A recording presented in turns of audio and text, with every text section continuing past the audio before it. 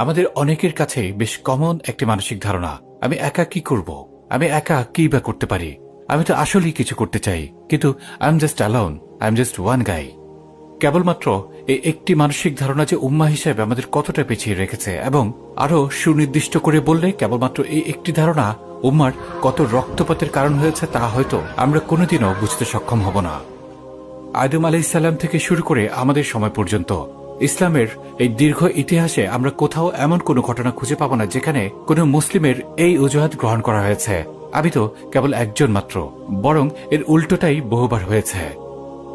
এর সবচেয়ে সুন্দর উদাহরণ পাওয়া যায় পবিত্র কুরআনে। ইব্রাহিম আলাইহিসসালামকে আল্লাহ ধুধু মরুভূমির মধ্যে আজান দিতে আদেশ করেছিলেন। ইব্রাহিম আলাইহিসসালাম বলেছিলেন, ইয়া আল্লাহ, এই প্রান্তরে আমার এই আজান কে শুনবে? আল্লাহ বলেছিলেন, তুমি আজান দাও, এটি পৌঁছে দেওয়ার দায়িত্ব আমার।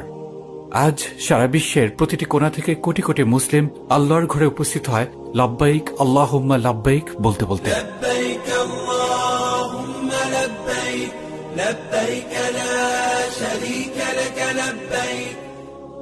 আমাদের আরো একটি সমস্যা হচ্ছে, আমরা ফলাফলকে কাজ করার শর্ত বানিয়ে নেই।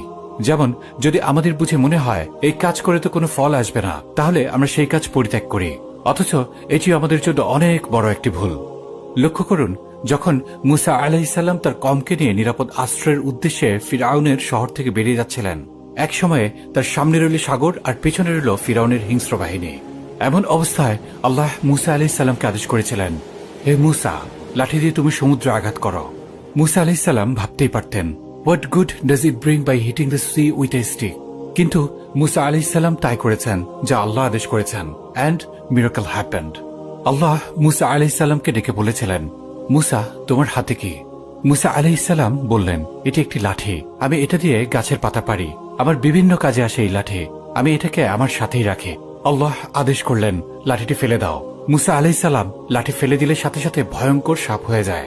এই সাপ দেখে মুসা আলাইহিসসালাম যখন ভয় পেয়ে সরে যেতে উদ্যত হলেন, আল্লাহ আদেশ করলেন, ভয় পেও না, এটা হাত দিয়ে ধরে ফেলো।